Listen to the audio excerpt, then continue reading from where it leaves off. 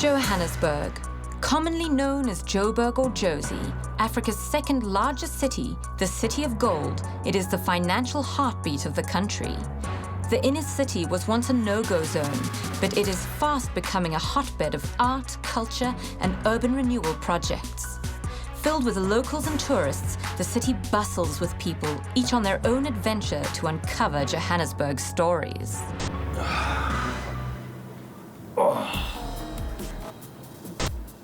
I'm nervous for today. Today's Johannesburg, which of all the preconceptions, this is the one that has been at the back of my mind since we first got the itinerary. Everybody warned me, don't go there. Don't get out of your car when you're driving. Don't stop at traffic lights. You'll get mugged, you'll get robbed, you'll get bashed, you'll get carjacked. So going into the city does make me feel uneasy, but that's what we're here for. I smashed the preconceptions in Sowetan, so fingers crossed today is exactly the same. It's Joburg.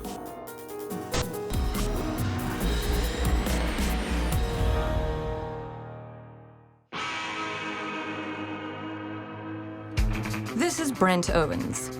He chose to explore the world's different flavors and started his journey in South Africa. We'll be taking you on a guided tour to debunk some of the unknowns and push Brent to the limit as we take this taste of adventure to the extreme.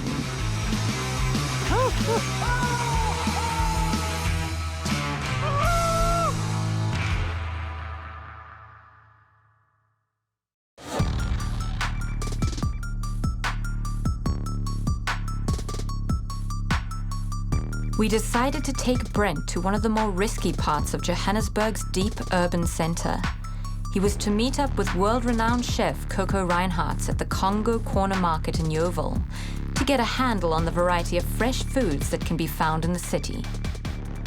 As a sort of top chef in South Africa, is this the sort of place you come to get all your produce, or what's here that makes it special? What I like about this market, it's the fact that you can find proper African product, but you cannot find in supermarket or in any other type of supplier. So the whole area of Yoville, has it always been like the real melting pot of food and cuisine, or has it developed into that over some time? It's really started off a place where people could find most probably cheap accommodation. It's changing constantly. I mean, every time I come in this area, I find new food that you couldn't find before. All that, I'm sure, have played a big role in the development of the food culture. I look around and it seems like there's a lot of different cultures here. Definitely. Every shop seems to be different. The crowd of people seems to be a little bit different. And that's really attracting a lot of different communities. We all like to come here because Yoville as such don't have like a one food culture. It's a mix of Francophone African, Anglophone African, people from Ethiopia as well, and Eritrea and Somalia. So they all come, it has become like a meeting point where all those different cultures meld together and really interact. This is the market where all the ingredients from other countries in Africa can be found. I mean, there's a lot of fresh stuff here, hey? Like, there's a lot of options and, you know, things from ginger to chilies to... There's a lot of silver beet, cassava, potatoes, plantain. I mean, you have green bananas as well. These are green bananas. They have to be cooked as well, like the plantain. Sometimes in South Africa, people don't understand that you have to cook a banana because they're used to just the banana fruit. Completely different, hey? Completely different.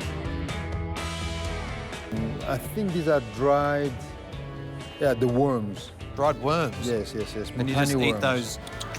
No. I think these have to be cooked. They have to be cooked.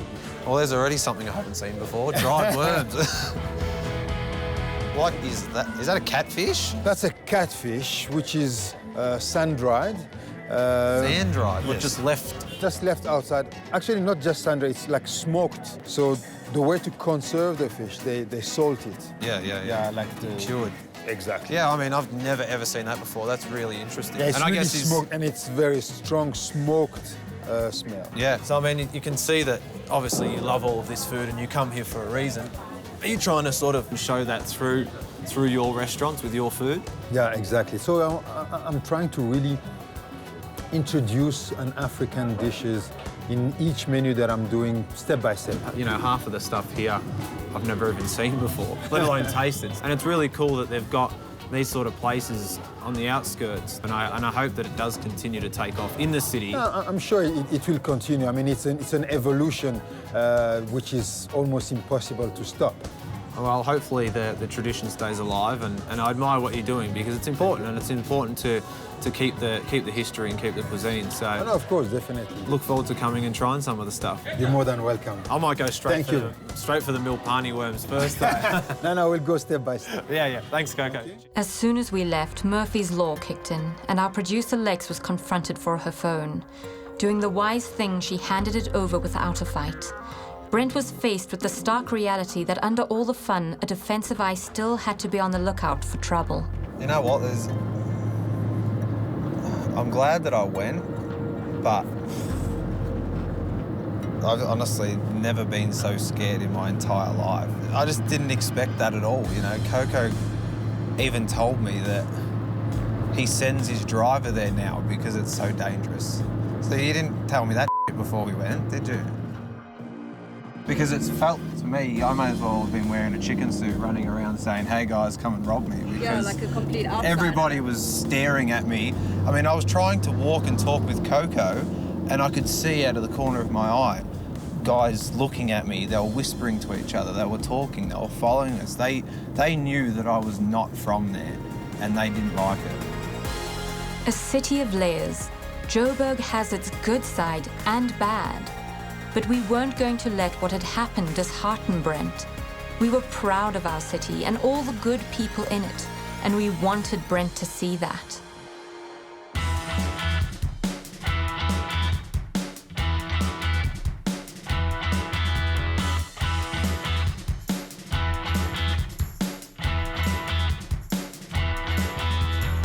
Getting Brent back in the saddle, we put him in a tuk-tuk and sent him off to explore the heart of Joburg and the CBD with Sam.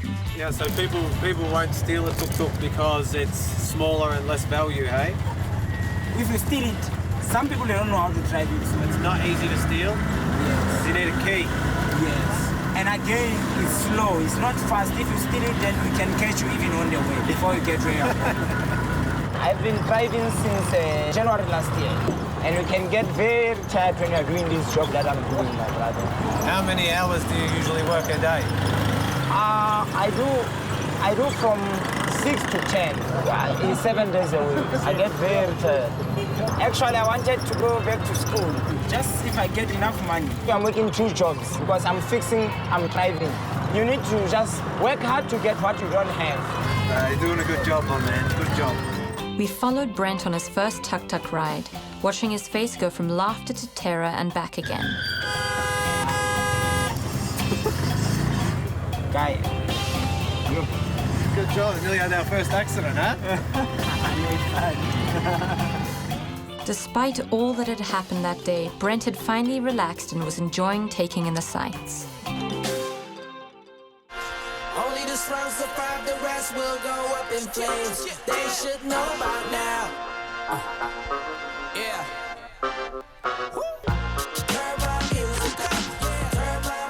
By night, the streets come alive with trendy youngsters looking for the next hot ticket, whether it be food, drink, or entertainment. We took Brent to the home of jazz, the Orbit, where he would unwind to some exceptional local music.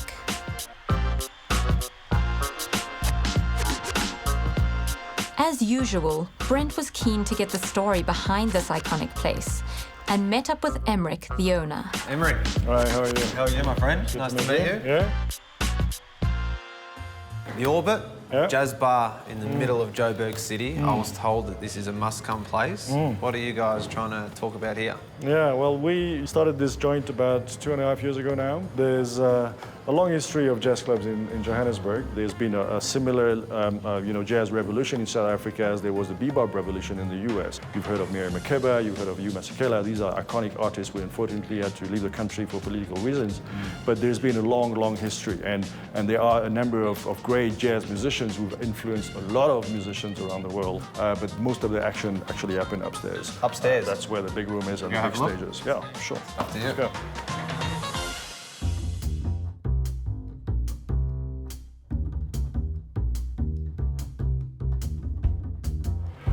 Little indoor space. Area. Oh yeah, how cool is this?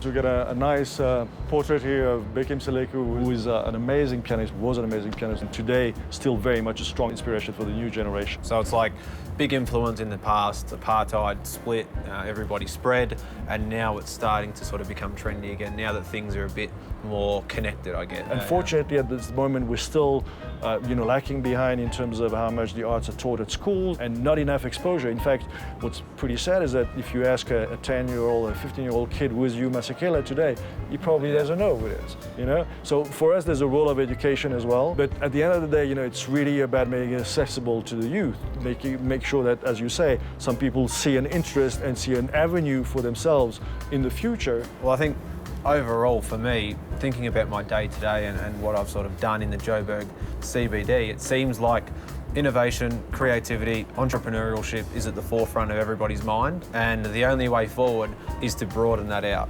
And that's exactly what this is, and that's what it seems like everywhere. That's what's happening. Yeah. I look forward to sort of seeing the heart and soul of jazz music of South Africa. Exactly. So thank you for your time. Thank you. Appreciate it. Awesome place. Thank you.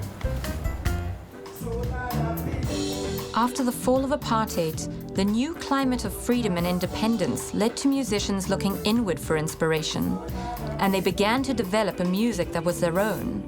Fusion jazz with African instruments. To top off the day, premier jazz guitarists were playing a set, and Brent was going to get a taste of African jazz from the best seat in the house.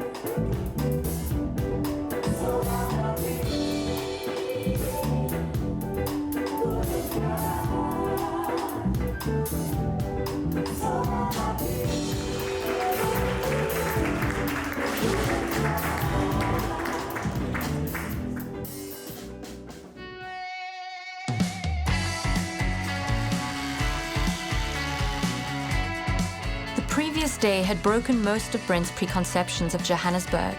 It's true, we did get mugged, but Brent also saw how many people were striving to make a difference, living their lives unafraid and full of optimism.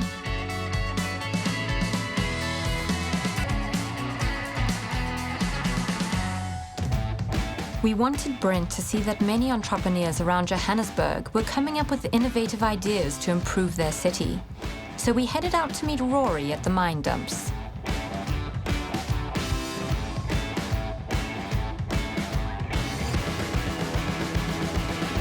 These are the tailings from the gold mines from the early 1900s. This is all the dry stuff left over once you've taken the gold out. All the leftover stuff can be reused, even just for fun. A few of the landmarks I've visited through Johannesburg and surrounding suburbs so far seem to be a little trend going that what was sort of abandoned eyesores are being innovated to be cool little businesses.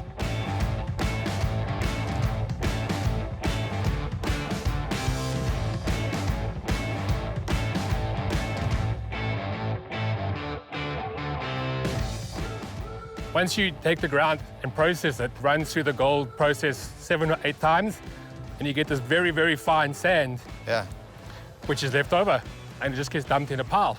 And here it is. And then sort of young, interesting, innovative entrepreneurs decide it's a business opportunity. I'll put this bad boy on. There we go. You're lucky I've done a bit of wakeboarding in the past, so I shouldn't be too bad at it, but in saying that, you don't wakeboard down a massive hill of sand, do you? How's that feel? Yep, secure. Okay, now imagine you're going to sit on a very small chair for me. Okay, all we're going to do is just take your weight onto that foot. I feel like I'm about to do a dump. Let's cut that. It's exactly that. Wait until you're ready to go. Yep, let's do it. Oh, let's go.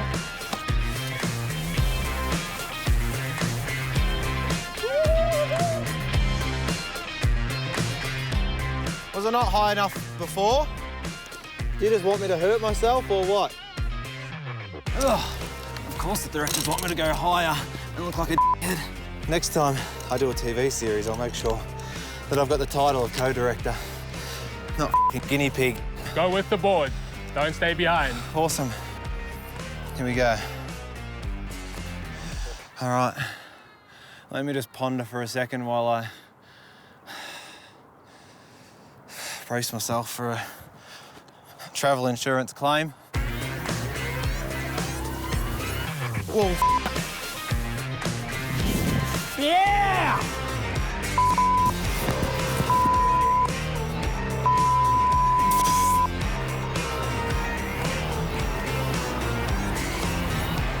He's still alive. I like the thought of adventure sports, and they're good for the economy, but they're exhausting. See you later.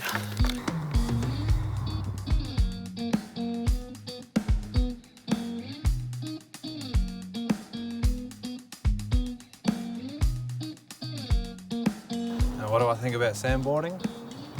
It's fun, but I probably wouldn't do it again. It's more the story that I'm interested in. I mean, you look around, it's like being on the beach on Mars, and you've got these places dotted everywhere. The more you find out about areas, the more you learn about the history, the more interesting it is. And what was a pile of sand driving past on the way here has now become a sort of fun experience and a cool part of history. So, relatively good day.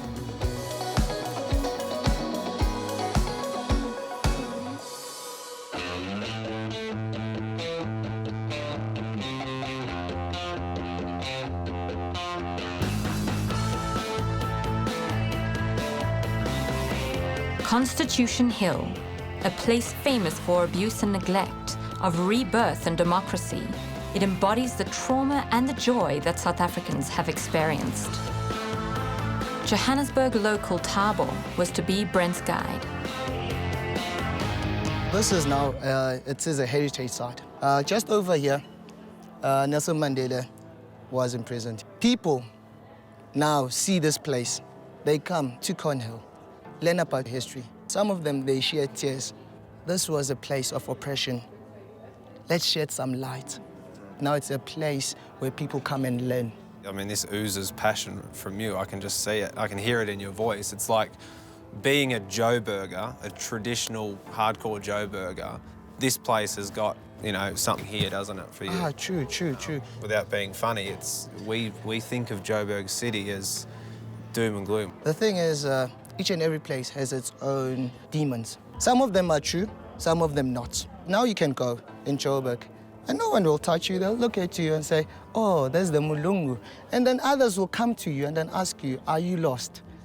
Do you want to see Joburg in a different light? You can come here, you know, share tears, see how people were oppressed and everything. But at the end of the day, what you get is like how far we have come. Maybe little steps, but at least it's steps. Exactly. You know? And especially being an outsider coming in with that preconceived idea of, man, if I come here, I'm dead. At least I can now walk around and not be looking over my shoulder every 2 seconds. Exactly. Because I was scared. But I feel a lot more comfortable knowing that. Now, you mentioned the ramparts. Definitely. I'd like to go and see Joburg how you see it. As George Santayana said, those who do not remember the past are condemned to repeat it. The remnants of the past have intentionally been kept visible throughout the building structure to remind us never to become indifferent to the plight of our fellow man. Many locals still visit Constitution Hill to pay their respects to the struggle victims it held and to remind themselves of how far South Africa has come. Visually, you can clearly see that this is like a business sector. Yes, sir. But then you look, you know, directly to your left, maybe, what, 200 metres away?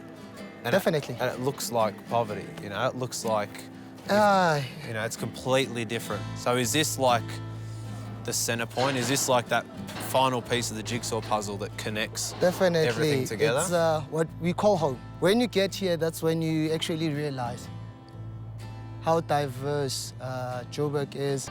Even us as South Africans, I implore people, learn about your history. Because today you'll walk out knowing a lot than other people what they know. And stronger. And stronger. And then you get where we are now. We should unite, grow, make South Africa be what Nelson Mandela fought for. Wherever he is now, he's smiling, knowing that his visions, the legacy that he wanted to see, the South Africa that he was hoping for, It's here. it's here. It's so insightful and it's so powerful. And you know, tourists come to places and they think they know everything.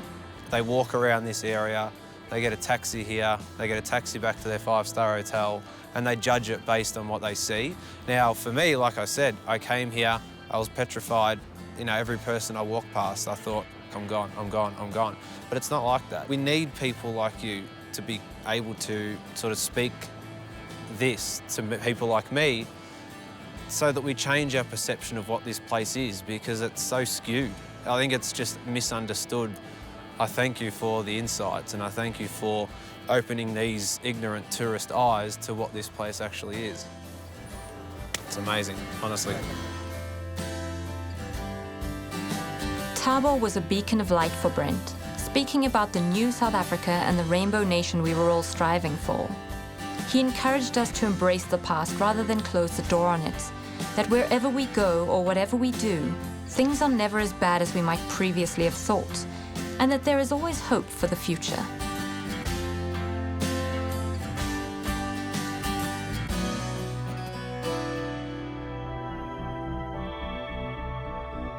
Joburg is a city of stories. Everyone has their tale to tell, some filled with joy, some filled with hardship, but all filled with hope. Brent left the City of Gold a very different man. Coco, Sam, Emmerich, Rory and Thabo had left a deep impression on him, and it was clear to see he looked at our city in a new light. Johannesburg might be the heartbeat, but the people are the heart.